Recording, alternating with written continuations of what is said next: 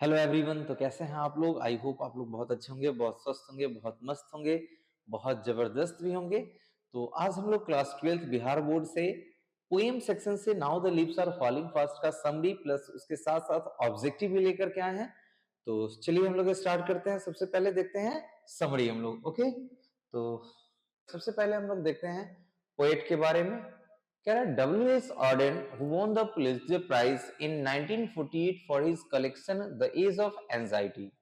Now the Leaves Are Falling Fast is one of the finest lyric poems which has been composed by modern poet W.H. Auden.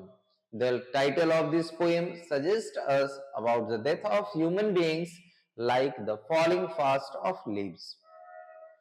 समझिए, जैसा कि इस poem का title ही है now the leaves are falling fast. समझिए, ये जो पोएम है टोटल बेस्ड है फिगर ऑफ स्पीच यानी पर्सोनिफिकेशन पे। यहां हमारे लाइफ का कंपेयर जो है ना यहाँ पे किया जा रहा है पत्तों से। अगर हम इसके मीनिंग की बात करें तो now the leaves are falling fast it means क्या होगा कि अब जो है पत्ते बहुत तेजी से गिर रहे हैं और यहाँ पे कंपेयर किया गया है हमारे लाइफ से, यानी अभी जो हमारा जीवन है ना वो बहुत तेजी से बीत रहे हैं, बहुत तेजी से आगे की ओर बढ़ रहे हैं। क्लियर है? तो यहाँ पर्सोनिफिकेशन केस का यूज किया गया है। और अब हम देखते हैं क्या कि इस पूरे पोएम का जो यानी पोएट है वो W.H. ऑर्डन है, जिनको 1948 में पुलित्जर प्राइज मिला था। 1948 में जो है ना पुलित्जर प्राइज जो होता है वो साहित्य के क्षेत्र में यानी राइटिंग सेक्शन में जो है ना वो पुलित्जर प्राइज दिया जाता है। ठीक है, तो इनको मिला कब? 1948 में। और किस बुक के लिए ये समझिए, यहां से ऑब्जेक्टिव निकल के आएगा क्या कि W.H. ऑर्डन को पुलित्जर प्राइज कब मिला, तो आंसर निकल के आएगा 1948। या W.H. ऑर्डन को 1948 में कौन सा प्राइज दिया गया था, यानी नोबेल ऑप्शन में हो सकता है नोबेल प्राइज, पुलित्जर प्राइज, यानी बहुत सारे प्राइज। तो यहाँ नोबेल इनको नहीं मिला था, याद रखिएगा, इनको पुलित्जर प्राइज मिला था। ओके, तो अब हम यहां देखते हैं क्या थर्ड क्वेश्चन निकल के आएगा कि इनको किस बुक के लिए मिला था, यानी द एज ऑफ एंजाइटी जो है ना, द एज ऑफ एंजाइटी ये इनका कलेक्शन है पोएम्स का, यानी इस पूरे the Age of Anxiety book के लिए मिला था। Now the leaves are falling fast is one of the finest lyric poem which has been composed by the modern poet W.H. Auden. समझिएगा, लिरिकल पोएम, लिरिक्स पोएम किसको बोलते हैं? तो lyrics poem में जैसे यहां समझिएगा ए बी करके चलता है, यानी स्टैंजा जो होगा यानी ए बी यानी ऐसे करके चलता है। हवा जैसे एक हम लोग पढ़े थे, याद होगा, बिहार बोर्ड का ही बिहार बोर्ड के ही बुक में है, आई थिंक 6th 7th या 8th के बुक में है एक हिंदी में पोएम, हवा हूं हवा में बसंती हवा हूं सुनो बात मेरी अनोखी हवा हूं बड़ी मस्त मौला, इस टाइप का है पूरा पोएम। तो ये भी एक लिरिकल पोएम है। ठीक है, तो इनका जो पोएम है ना ये भी एक लिरिक्स पोएम है। The title of this poem suggests us about the death of human beings, like the falling fast of leaves. और इस पूरी पोएम में ये बताया गया है कि जैसे पत्ते जो है ना तेजी से पेड़ से गिरते हैं, वैसे ही आज के डेट में हमारे जीवन जो है ना बहुत तेजी से आगे की ओर बढ़ रहा है, हमारा जीवन बहुत तेजी से बीत रहा है। अब समझिएगा यहाँ इस यानी W.H. ऑर्डन जो है ना ये एक ह्यूमन फ्रस्ट्रेशन से रिलेटेड, यानी जैसे मानव अपने तनाव में रहता है, फ्रस्ट्रेट रहता है पूरा, तो कहीं ना कहीं ये जितने भी पोएम लिखे हैं ये ह्यूमन फीलिंग से रिलेटेड ही लिखे हुए हैं। ठीक है, तो चलिए अब हम लोग समरी की ओर बढ़ते हैं इसके। आइए स्टार्ट करते हैं। Human beings are going to their grave very fast due to suffering and disease, यानी suffering from stress and diseases. In this poem, the poet tries to expose the frustration and crisis in modern life. The poet says that all fake love to one another, the messenger of death is present to snatch the real delight of people. समझिएगा, यानी grave word, यानी grave मतलब होता है कब। ठीक है, तो यहाँ एक ग्रेव वर्ड का यूज किया गया है कि इनका कहना है क्या, जैसे नर्सेस फ्लावर्स वगैरह का पोएम पूरे पोएम में जिक्र किया गया है, यानी जितने भी मतलब फ्लावर्स है वो लोग वो सारे कब्र में जा रहे हैं, यानी खत्म हो रहे हैं, वैसे ही हमारा जीवन जो है ना एकदम खत्म होते जा रहा है। पर डे हम लोग को लगता है क्या एक नया दिन, एक नया साल, एक नई जिंदगी मिली है, लेकिन समझिए हम लोग पर डे कहीं ना कहीं अपनी जिंदगी के हिस्से को खोते जा रहे हैं। ठीक है, तो यहाँ ये पूरे बताए हैं क्या कि हमारा जिंदगी जो है ना इतना स्ट्रगल भरा है कि हर वो दिन समझो कि नर्क बनते जा रहा है, कब्र में, मतलब वो दिन जो है ना पूरा बर्बाद होते जा रहा है। ठीक है, कब्र की ओर बढ़ रहा है। किस चीज से? तो सफरिंग फ्रॉम फ्रस्ट्रेशन, हम लोग फ्रस्ट्रेटेड रहते हैं, या कहीं ना कहीं बीमारी से ग्रसित होकर के हम लोग पूरे दिन को खराब करते जा रहे हैं। In this poem the poet tries to expose the frustration and crisis in modern life. इस पूरे पूरे पोएम में ना पोएट जो है ना हमारे फ्रस्ट्रेशन को या हम कह सकते हैं हमारा जो ये अभी जीवन है, इसमें जितने भी क्राइसिस वगैरह है ना, तो ये सारे को इन्होंने एक्सपोज किया है, विस्तार विस्तार में बताया है। The poet says that all fake love to one another, the messenger of death, is present to snatch the real delight of people. अब यहाँ पोएट क्या कहना चाहते हैं सो समझिएगा। यहाँ पोएट हम लोग जैसे इन्होंने बताया है क्या कि जब हम अपनी राह पे चलते हैं, जब रास्ते पे हम लोग चल रहे होते हैं, न जाने कितने ऐसे डेड बॉडी होते हैं जो अपने अंतिम आश्रय के लिए वो जा रहे होते हैं। तो इसके पीछे जितने भी उसके रिलेटिव्स होते हैं, जितने भी लोग उसके साथ साथ चलते हैं, वो सारे फेक लव यहाँ पे दिखाया गया है कि एक झूठा प्यार दर्शाते चलते हैं क्या कि वाह जा ओहो हमारे ये तो डेथ कर गए, राम नाम सत्य है, ऐसा करके बोलते हैं, बहुत दुखद। लेकिन ये समझिए ये जितने भी रिलेशन है ना, यहाँ पे इन्होंने बताया कि ये सारे रिलेशन कहीं ना कहीं फेक होते हैं। इनका कहना है इस पूरे पोएम में क्या कि लोग जो होते हैं ना वो सच में सच का प्यार उनका कभी भी एक दूसरे से नहीं होता है, ये झूठे दिखावे होते हैं कि भैया हम तुमसे बहुत प्यार करते हैं, हम तुमसे बहुत लगाव रखे हैं, हमारा तुमसे बहुत अपनापन था। ये सारे झूठे वादे हैं, ये सारे झूठे रिश्ते हैं, कोई किसी के बिना नहीं मरता है। ठीक है, यानी इस पूरे पोएम में पोएट जो है ना इस चीज को दिखा रखे हैं। फिर क्या कहते हैं, द मैसेंजर ऑफ डेथ यानी यमराज, यमदूत, द मैसेंजर ऑफ डेथ जो है ना is present to snatch the real delight of people. यहां पे पोएट का कहना है क्या कि जैसे आजकल जैसे हम लोग बहुत खुश होकर के जिंदगी जी रहे हैं, इधर उधर घूम रहे हैं, ऐसा नहीं है। गॉड का जो मैसेंजर है ना, मैसेंजर ऑफ डेथ यानी जो यमराज है ना, यमदूत जो है ना, वो कहीं ना कहीं हमारे आसपास हमारे खुशी को छीनने के लिए भटक रहे हैं। ना जाने कब हम लोग चलते फिरते हम लोग की मौत आ जाए और द मैसेंजर ऑफ जो डेथ है ना वो हम लोगों को लेकर के हमारी जिंदगी हमसे छीन करके यहाँ से वापस ले जाए। ठीक है, तो इन्होंने इस वर्ड का यूज किया है मैसेंजर ऑफ डेथ, यमदूत, Yamraj. It's really a fine poem by W.H. Auden in which he has brilliantly talked about the harsh reality of death and also advises to be like a mountain who quenches the thirst of travelers in their last distress.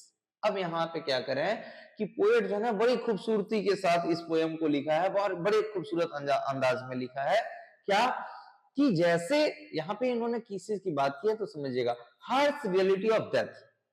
Harsh word बोलते हैं, बड़ा कड़वा शब्द, ये reality है कि हम लोगों को एक न एक दिन मरना है। लेकिन इन्होंने कंपेयर फिर यहाँ पे किया है क्या, एक जैसे जाते जाते जो है ना एक पहाड़ से यानी एक झरने से जो पानी गिरता है ना, वो भी कहीं ना कहीं एक ट्रेवलर्स इन द सेंस यहाँ पे होगा आपका सोल, आत्मा। ठीक है, कहीं ना कहीं आत्मा भी अगर हमारा आत्मा जो है ना स्वर्ग की ओर अगर जाती है तो वो पहाड़ों के बीच से होते जाती है और उनको अंतिम आश्रय कहीं ना कहीं एक पहाड़ से गिरता हुआ पानी जो व्हाइट वाटरफॉल होता है, वो भी उनको एक सुकून दे जाता है। चलते फिरते प्यासे राहगीर के लिए एक वो अंतिम आश्रय बनता है। वैसे ही इन्होंने कहा है क्या कि एक हम भी वैसे इंसान हैं जो एक दूसरे के लिए एक आश्रय बन सकते हैं, एक दूसरे के लिए एक उम्मीद बन सकते हैं। ठीक है, तो ये रहा इस पोएम का समरी। और अब हम आगे जो है ना इसका ऑब्जेक्टिव लेकर के चलते हैं। तो चलिए इसके साथ साथ ऑब्जेक्टिव भी देख लेते हैं।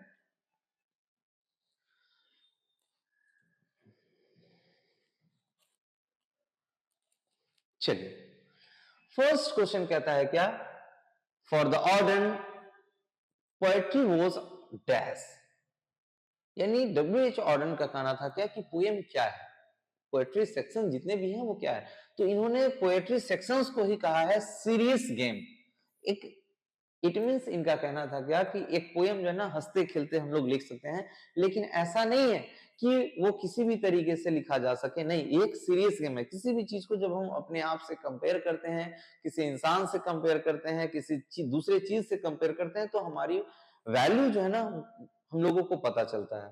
ठीक है, तो यहाँ पे इन्होंने पोएट्री सेक्शन के लिए यूज किया है एक सीरियस गेम वर्ड्स का। ठीक है, नेक्स्ट क्वेश्चन देखते हैं। Human life is no better than death. मनुष्य का जीवन जो है ना वो डेथ से ज्यादा अच्छा नहीं हो सकता है। Next question, whose white waterfall could blaze travelers in the last distress। Distress word का यूज किया गया है। Next question, now the leaves are falling fast is written by. कौन लिखे हैं ये? तो W.H. ऑर्डन, अभी जस्ट हम लोग देखे हैं। फिफ्थ नंबर क्वेश्चन करा, who run scrolling for their food in the now leaves are falling fast. समझिएगा, यानी कौन है जो भूख की तलाश में सूखे जंगलों में घुमा करता है, भटकता है। तो यहाँ पे ट्रॉल्स वर्ड का यूज किया गया है, और ट्रॉल्स वर्ड इट मींस यहाँ पे आत्मा के लिए यूज किया गया है। ठीक है, यानी मरने के बाद इनका एक अज्यूम है, मानना है कि मरने के बाद जो है ना आत्मा भोजन की तलाश में ये क्या करती है, सूखे जंगलों से होकर के घुमा करती है, भटकती है, लेकिन फिर भी इसको जो है ना कहीं से भोजन प्राप्त नहीं होता है। तो यहाँ आंसर ट्रोल्स यानी ये जाएगा। 6 नंबर क्वेश्चन कहते हैं, now the leaves are falling fast talks about dash of human life. यानी now the leaves are falling fast जो है ना मानव जीवन की किस चीज की बात की है? तो यहाँ मानव जीवन के फ्रस्ट्रेशन की बात की गई है, यानी आंसर ए निकल के आएगा। सॉरी, यहाँ 6 नंबर हुआ है, यानी 7 number. Ordained won the Pulitzer Prize for his collection of the poems। देखिए अभी जस्ट हमने कहा कि W.H. ऑर्डन से प्राइज से रिलेटेड 3 क्वेश्चन पूछ सकता है कि W.H. ऑर्डन को कौन सा प्राइज मिला था, W.H. ऑर्डन को कब मिला वो प्राइज, और किस चीज के लिए मिला था। तो यहाँ पूछ रहा है कि किस कलेक्शन के लिए, पोएम के कलेक्शन के लिए मिला था, तो वो था आपका द एज ऑफ एंजाइटी, यानी आंसर सी निकल के आएगा।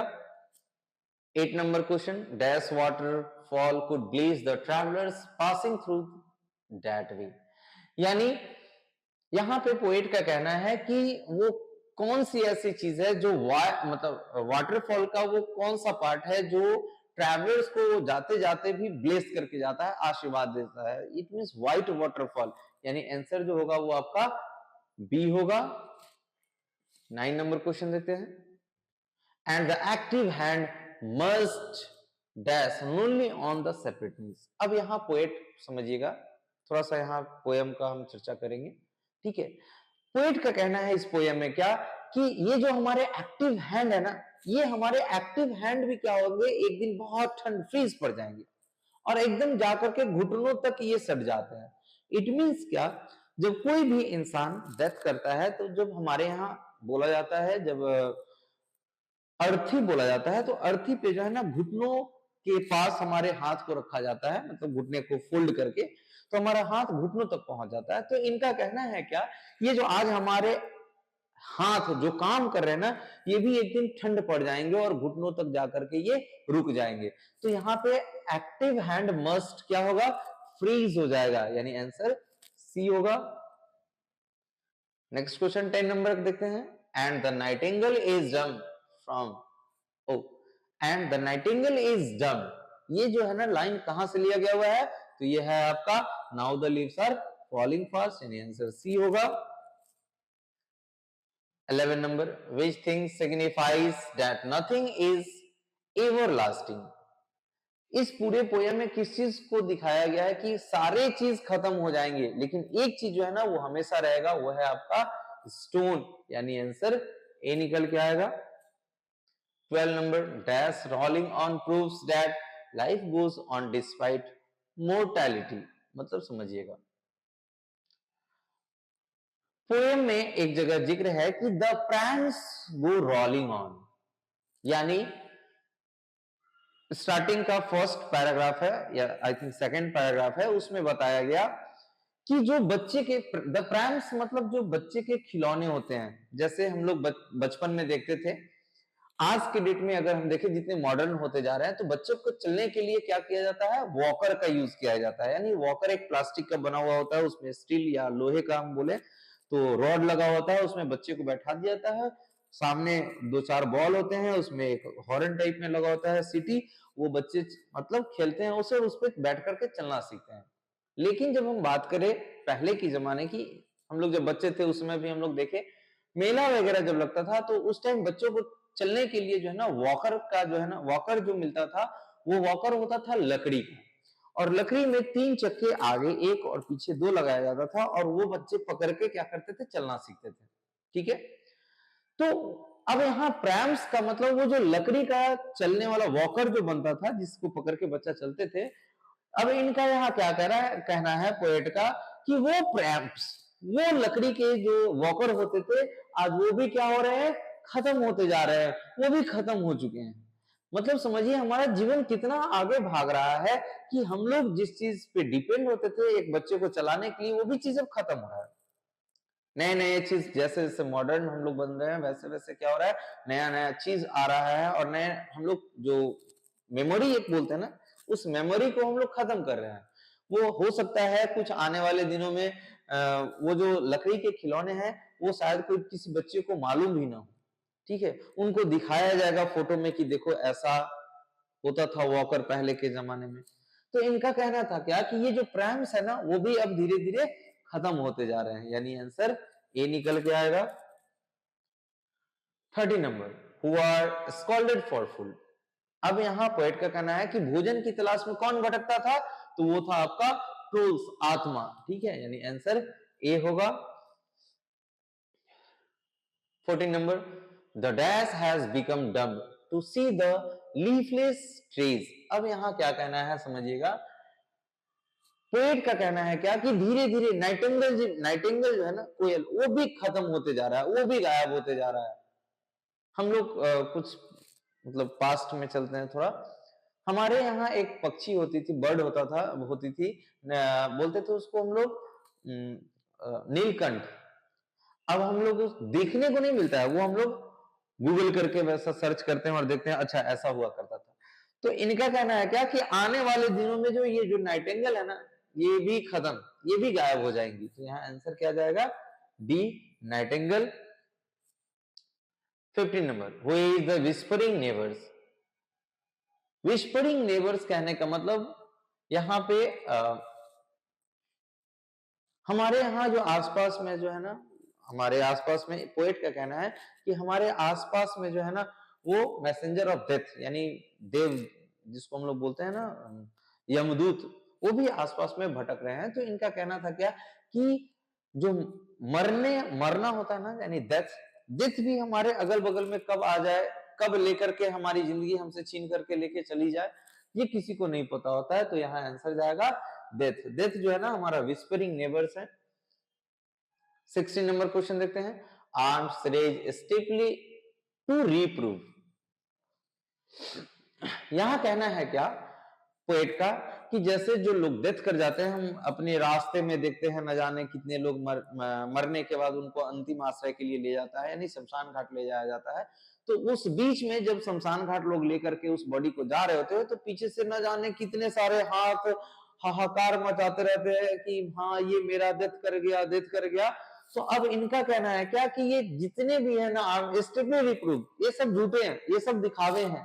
तो ये टोटल सेंटेंस जो है ना किस चैप्टर से लिया गया है, तो same C, now the leaves are falling fast से।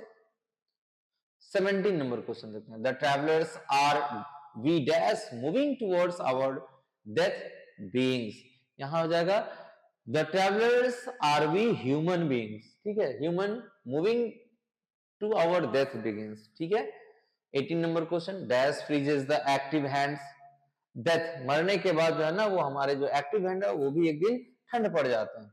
इस चैप्टर से जितने भी इंपॉर्टेंट ऑब्जेक्टिव थे वो हमने अभी करा दिया। ठीक है, और इसका समरी भी बहुत इंपॉर्टेंट है। ये क्वेश्चन में भी ये समरी इस साल पूछ भी सकता है। तो आई होप आप लोग अच्छे से पढ़ के जाइएगा इस चैप्टर को और इससे रिलेटेड ऑब्जेक्टिव को भी। तो आज के लिए इतना ही। नेक्स्ट वीडियो हम लोग कल अपलोड करेंगे। Thank you.